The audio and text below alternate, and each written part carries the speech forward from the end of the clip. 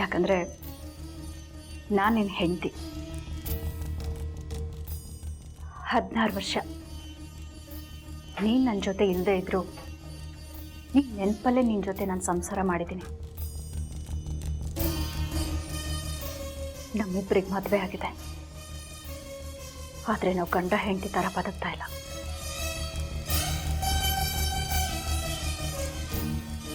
ಜೀವನ ಎಷ್ಟು ವಿಚಿತ್ರ ಅಲ್ವಾ? ಅದಕ್ಕೆ ನನಗೇನು ಬೇಜಾರಿಲ್ಲ. ನಾವು ಈ ರೀತಿ ಇರೋದು ಲಕ್ಷ್ಮಿಗೆ ಗೊತ್ತಾಗಿದೆ.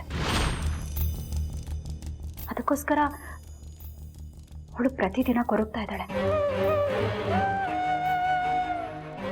ಆ ವಿಷಯವಾಗಿ ಲಕ್ಷ್ಮಿ ತುಂಬ ಯೋಚನೆ ಮಾಡ್ತಾ ಇದ್ದಾಳೆ. ಹಾಗಂತ ನಾವಿಬ್ರು ಗಂಡ ಹೆಂಡತಿ ಥರ ಇರಬೇಕು ಅಂತ ನಾನು ಹೇಳ್ತಾ ಇಲ್ಲ.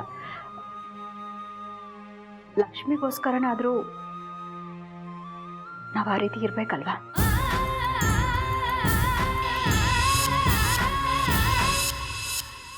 ಲಕ್ಷ್ಮಿ ಸಾಯೋ ಕಾಲದಲ್ಲಿ ನಾವಿಬ್ರು ದೂರ ಇದ್ದೀವಿ ಅನ್ನೋವರೆಗೂ ಅವಳನ್ನು ಕಾಡುತ್ತಲ್ವಾ?